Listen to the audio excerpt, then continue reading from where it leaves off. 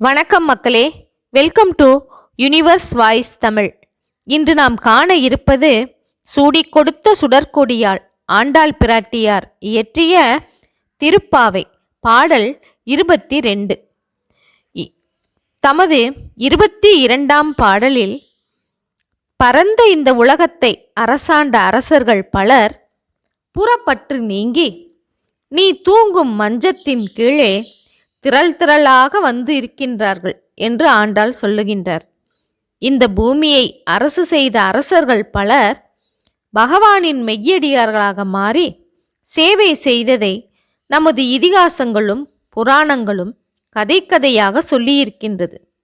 பாண்டவர்கள் அரசர்களாக இருந்த போதும் கண்ணன் ஒருவனையே பரிபூரணமாக அவர்கள் நம்பினார்கள். பாண்டவர்கள் ராஜசூய யாகம் நடத்திய போது கூட பல அரசர்கள் சபையில் கூடியிருந்தும் கண்ணனுக்கே முதல் மரியாதை செய்தார்கள். சிசுபாலனை தவிர மற்ற அரசர்கள் இதனை அங்கீகரித்து மௌனமாகவே இருந்தார்கள்.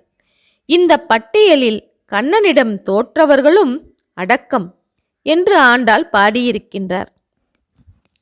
கண்ணனின் மகிமை தெரியாமல் மோதி பிறகு சரணடைந்த அரசர்கள் என்பது அதற்கு பொருளாகும்.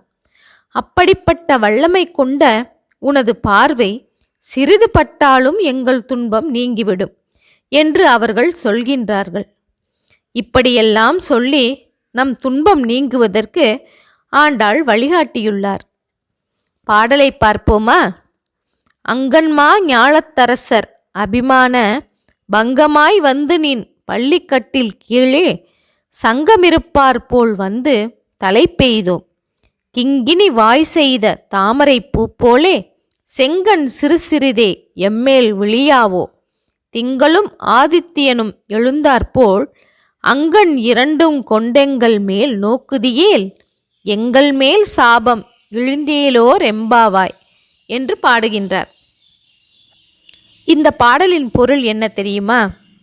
அழகிய பரந்த உலகத்தை அரசாண்டவர்களும் நான் அரசன் என்கிற புறப்பற்று நீங்கி நீங்கள் தூங்கும் மஞ்சத்துக்கு அருகில் திரள் திரளாக வந்து நிற்பார்கள். இதில் உன்னிடம் போரில் தோற்றவர்களும் உண்டு. ஆட்சியரான நாங்களோ உன் குணங்களுக்கு அடிமையாகி உனது அருகில் வந்து நிற்கிறோம். கொலுசில் உள்ள சிறு மணியைப் போலே சிறிதே மலர்ந்த தாமரைப்பூ மாதிரி சிவந்த உன் விழிகள் சின்னஞ்சிறியதாகவாவது எங்களை பார்க்காதா? சந்திரனைப் போல் குளிர்ச்சியும் சூரியனைப் போல் பிரகாசமும் ஒரு சேர தோன்றியது போல் விளங்கும் உனது அழகிய கண்கள் இரண்டையும் கொண்டு எங்களை இரட்சித்தால் எங்கள் துன்பமானது நீங்கிவிடும் என்கிற பொருளில் இந்த பாசுரம் அமைந்துள்ளது. ஓகே மக்களே, இதன் தொடர்ச்சியை அடுத்த காணொளியில் காணலாம். இதுவரை எனது யுனிவர்ஸ் வாய்ஸ் தமிழ் சேனலை சப்ஸ்கிரைப் செய்யாதவர்கள் சப்ஸ்கிரைப் செய்து கொள்ளுங்கள், ஷேர் செய்யுங்கள், மறக்காமல் லைக் செய்யுங்கள். ஓகே மக்களே, நன்றி, வணக்கம்.